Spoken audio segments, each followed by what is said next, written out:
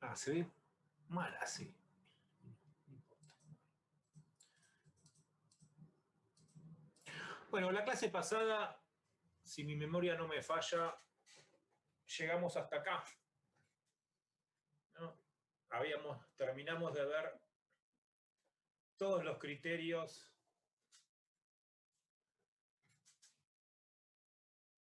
o principios sobre la asignación de responsabilidades de gasto, y todos los criterios lo que dicen es que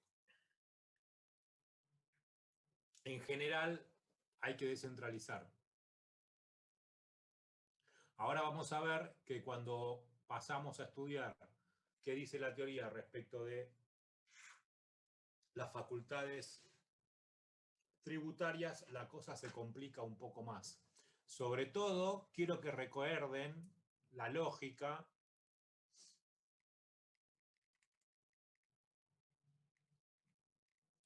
¿por qué no anda? Vale, va muy lento. Quiero que recuerden, mientras estudiamos las facultades tributarias,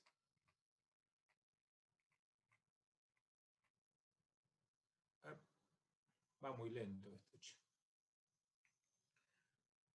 Pingui, pingui, pingui, pingui. Pasamos al video. La correspondencia fiscal, ¿no? Recuerden que en condiciones del teorema de la descentralización, el argumento que termina determinando que es superior la descentralización a la centralización es la internalización de las decisiones. Y la internalización de las decisiones de gasto depende de la correspondencia fiscal. Entonces,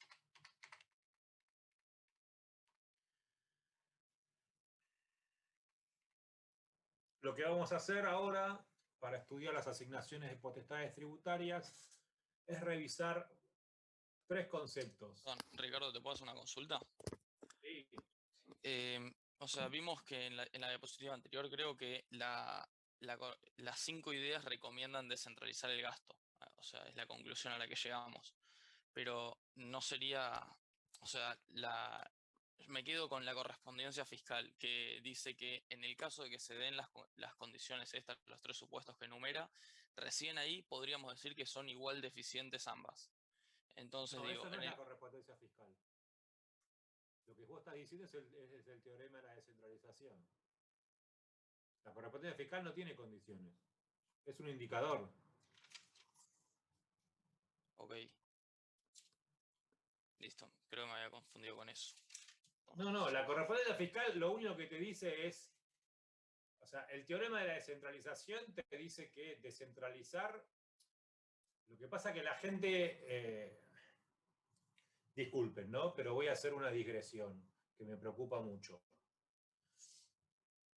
Por alguna razón extraña, los economistas no entendemos bien para qué sirven los teoremas.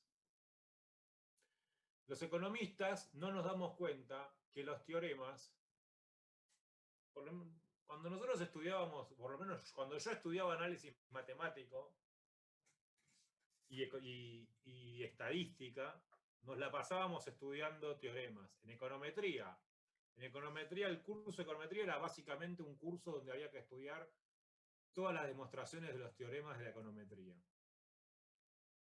Y el objetivo de estudiar los teoremas no era aprenderse las tesis de los teoremas, sino aprenderse las condiciones de los teoremas. Porque son las condiciones de los teoremas los que nos permiten afirmar que se verifican las tesis.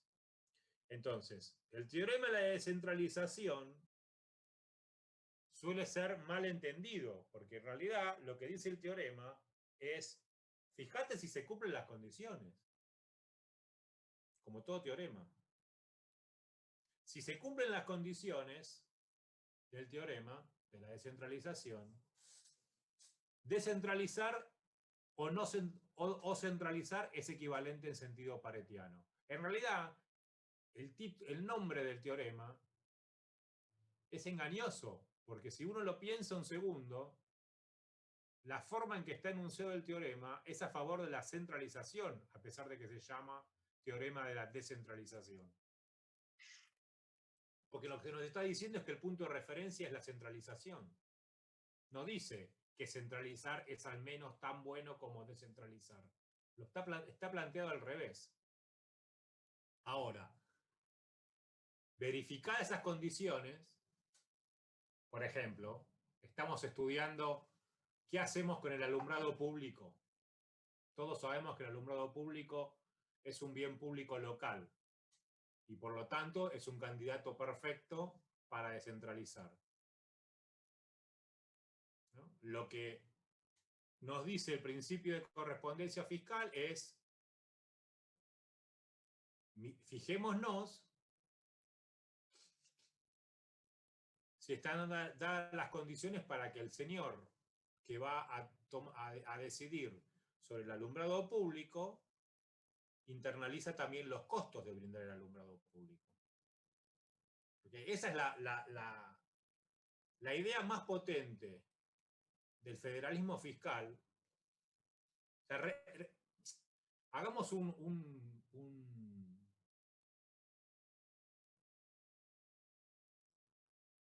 repaso de otra forma de lo que estuvimos viendo hasta ahora. Toda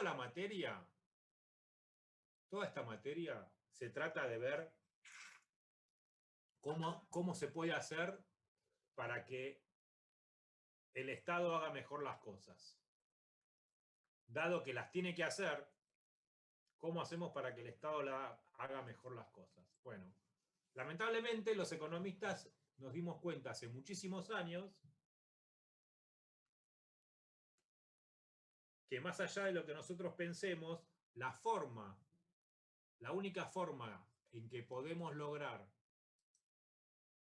que el Estado funcione mejor es a través del control social. O sea, es a través del voto de la gente. Solo el voto, porque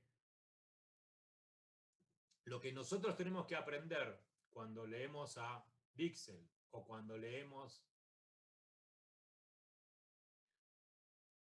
a Tibú es que justamente lo que ellos nos plantean es que, a diferencia del mercado, en la prestación de bienes públicos, lo que define es el voto de la gente.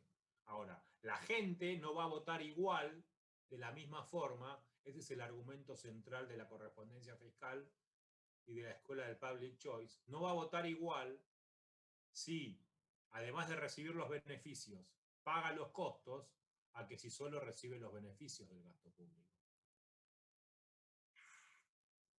Ese es el punto. Porque, o sea, en realidad, acá hay una trampa en esta diapositiva. Hay una trampa porque lo que estamos diciendo es, tenemos argumentos para descentralizar, pero queremos descentralizar bajo el criterio de la correspondencia fiscal. Por eso es que tenemos que estudiar, o sea, ¿qué es la correspondencia fiscal? Que las provincias y los municipios recauden. Eso es la correspondencia fiscal, básicamente. Nosotros descentralizamos gasto y no descentralizamos impuestos, no podemos tener correspondencia fiscal. Ahora, ¿qué pasa cuando queremos descentralizar el gasto? Perdón, cuando queremos descentralizar los impuestos, ahí lo que pasa es que nos enfrentamos a estos tres criterios. El primer criterio, o mejor dicho, la primera pregunta es la opción entre el criterio de separación de fuentes y el criterio de concurrencia de fuentes. ¿Qué es la separación de fuentes? ¿Y qué es la concurrencia de fuentes? Supongamos que estamos estudiando el caso argentino y estamos estudiando cómo asignar la potestad tributaria sobre los impuestos a las ventas. Y entonces vemos que en Argentina existen por lo menos dos impuestos a las ventas. el IVA, que es un impuesto federal, y el impuesto a los ingresos brutos, que es un impuesto provincial. Entonces, cuando nosotros adoptamos el criterio de separación de fuentes, lo que estamos diciendo es que impuestos que son cobrados por una jurisdicción no pueden ser cobrados por otra jurisdicción. Por eso se habla de separación de fuentes. Separo las fuentes tributarias. Asigno bases tributarias a un nivel de gobierno y no los asigno a otro nivel de gobierno.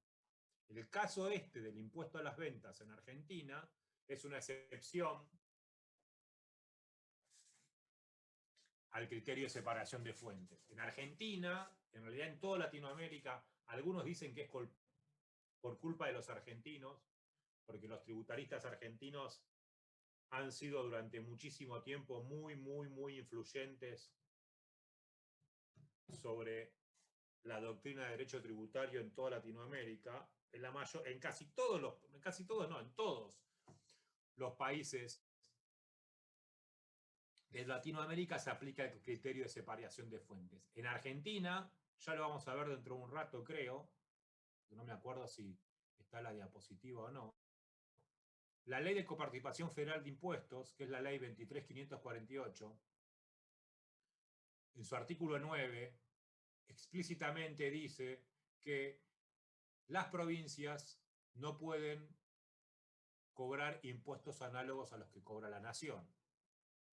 Eso es una forma de darle marco legal a la idea de la separación de fuentes. También dice el mismo artículo que hay una excepción. La excepción es el impuesto a los ingresos brutos. Justamente por lo que acabo de decir hace un rato. De hecho, como ustedes ya saben, en Argentina primero existió el impuesto a los ingresos brutos y después existió el IVA. O sea que era medio ridículo sacar una ley que fuera en contra de la historia. Entonces, el criterio de separación de fuentes dice que lo que hay que hacer es asignar con exclusividad las bases tributarias. Fuentes, bases tributarias, impuestos son sinónimos. Por otro lado tenemos el criterio de concurrencia de fuentes, que es, como ustedes pueden imaginar, justamente lo opuesto. El criterio de concurrencia de fuentes es una idea que dice que más de un nivel de gobierno puede concurrir, puede cobrar impuestos sobre la misma base imponible. ¿Cuál es la idea cuál es la idea que está atrás de la separación de fuentes? Atrás de la separación de fuentes, o mejor dicho, ¿por qué se postula el principio de separación de fuentes? Atrás de la separación de fuentes existe un concepto, el concepto favorito de los economistas y los tributaristas argentinos para protestar en contra de un impuesto, que es el concepto de doble imposición. ¿No? Lógico, si la ciudad de Buenos Aires cobra un impuesto sobre las ventas y el gobierno nacional cobra un impuesto sobre las ventas, estamos en un caso de doble imposición. Hay dos niveles de gobierno que cobran impuestos sobre la misma base imponible. Yo, contribuyente, tomo una decisión económica, tengo un negocio y vendo, un comercio, las ventas están gravadas por dos impuestos. Dentro de un rato vamos a ver qué podemos decir respecto de la doble imposición. Lo dejamos por un rato pendiente. Por otro lado, les decía, la mayoría de los países desarrollados, que son federales, aplican el criterio opuesto, aplican el criterio de concurrencia de fuentes, que es justamente que todos los niveles de gobierno pueden cobrar impuestos sobre las mismas bases imponibles. ¿Cuál es la lógica de la concurrencia de fuentes? ¿Por qué? A pesar de que es cierto que la separación de fuentes impide la doble imposición, ¿por qué la doctrina o la práctica en los países desarrollados es la concurrencia de fuentes? La respuesta también es muy lógica. Como ustedes ya saben, los principios de tributación permiten a los economistas hacer un ranking de impuestos menos malos, ¿no? Nosotros ya sabemos, porque lo hemos estudiado y tenemos argumentos para explicar por qué. En primer lugar, todos los impuestos generan una pérdida de bienestar, por lo tanto, todos los impuestos son malos, pero podemos ordenar los impuestos de los más malos a los menos malos, o al revés, de los menos malos a los más malos, de los más distorsivos a los menos distorsivos. Y entonces podemos hacer un orden de preferencia. Ahora, si tenemos un orden de preferencia de impuestos, lo más lógico es que, dado que aceptamos tener un sistema de gobierno federal donde va a existir más de un nivel de gobierno, y si va a existir más de un nivel de gobierno, ese nivel de gobierno tiene que gastar, porque para eso existe, y si tiene que gastar, tiene que recaudar. Lo lógico es permitir que todos los niveles de gobierno tengan acceso a los mejores impuestos, porque si no, dado que tienen que cobrar impuestos porque tienen que gastar, si no pueden cobrar los impuestos menos malos, van a cobrar los impuestos más malos. Miren este cuadro. ¿Se ve este cuadro? ¿Se entiende? Las E, las F y las L, ¿las llegan a ver? Sí, sí. Sí, bien. ¿No? Este es un cuadro que lo único que hace es toma 8 países federales, de los 20 o de los 30, toma 8,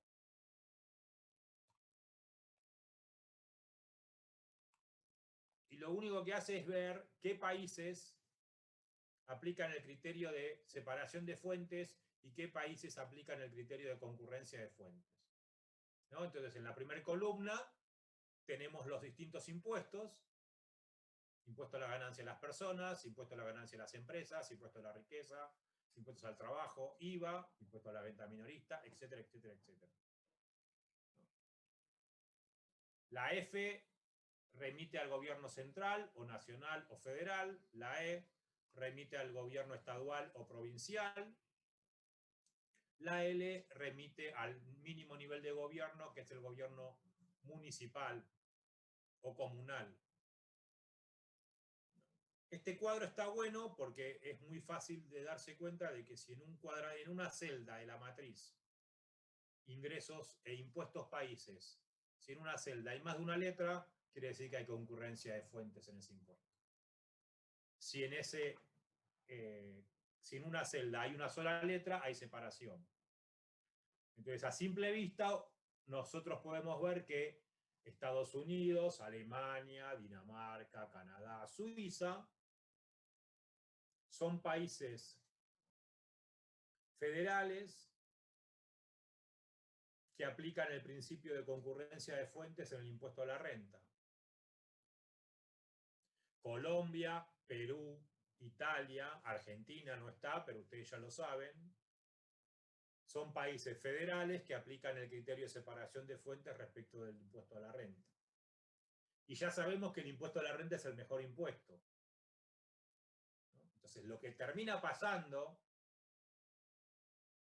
es que cuando nosotros estudiamos los sistemas tributarios de los países federales, vamos a ver que los países que tienen sistemas tributarios que aplican el principio de separación de fuentes tienen sistemas tributarios más distorsivos que los países que tienen concurrencia de fuentes. Entre paréntesis, me acordé de algo muy importante, de dos cosas muy importantes que no les dije las clases anteriores. La primera, vieron que, a ver si ustedes saben, ¿conocen algún país que tenga un impuesto como el impuesto a los ingresos brutos?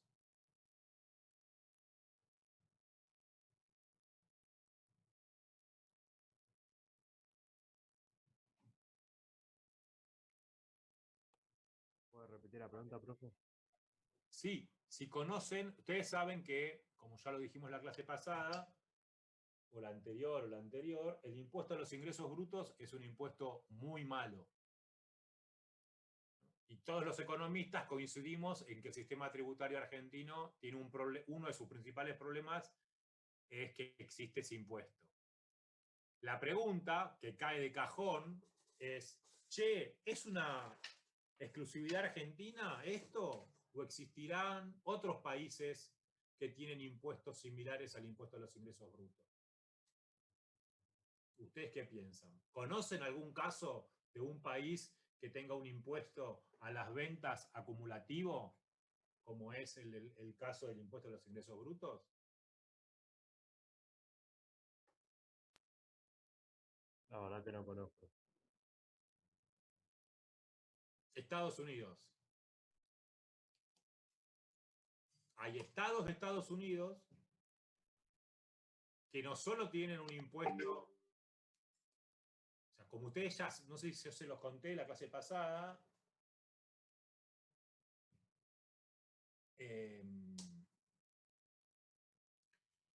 Estados Unidos, no, la clase pasada no, la clase que vimos impuesto a las ventas. Estados Unidos tiene una característica distintiva respecto al resto de los países capitalistas, que es que no tiene impuestos a las ventas a nivel federal, sino que solamente tiene un impuesto a las ventas a nivel estadual, ¿no? Acá en el gráfico, en el cuadro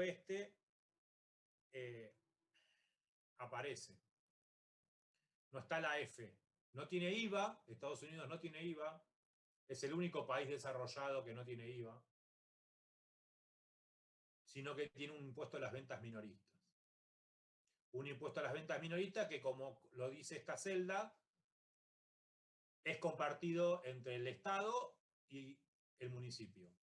Pero además hay algunos estados de Estados Unidos que tienen un impuesto multietápico, a las ventas multietápico.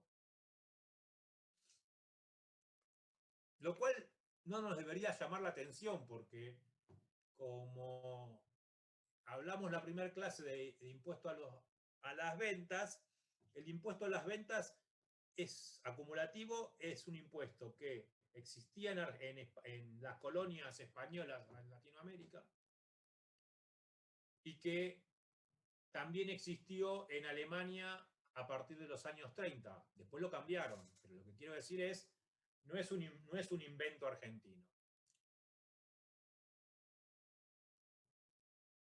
El otro ejemplo era sobre las retenciones, pero se los voy a dejar para otro día.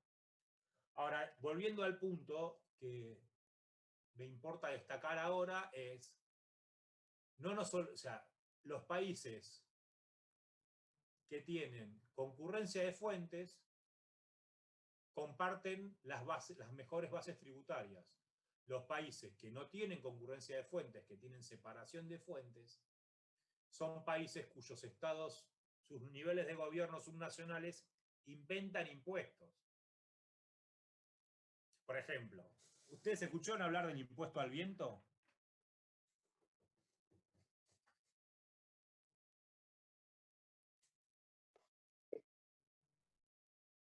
Sí. ¿No? Hace 2 o 3 meses, o 4 meses, ya no me acuerdo, porque con la pandemia pierdo No, creo que el tiempo. hace más tiempo. ¿No? La noticia fue que Chubut le iba a poner un impuesto al viento. En realidad, mentira, no le iba a poner un impuesto al viento. Le iba a poner un impuesto a los parques eólicos. ¿No? Como ustedes saben, en el sur hay mucho viento. Bueno, sorpresivamente, cuando uno pone en Google impuesto al viento, nuevamente encontramos que hay estados de Estados Unidos que tienen impuesto al viento. Exactamente el mismo impuesto. Un impuesto a la facturación de los parques eólicos. De nuevo, siempre el mismo criterio.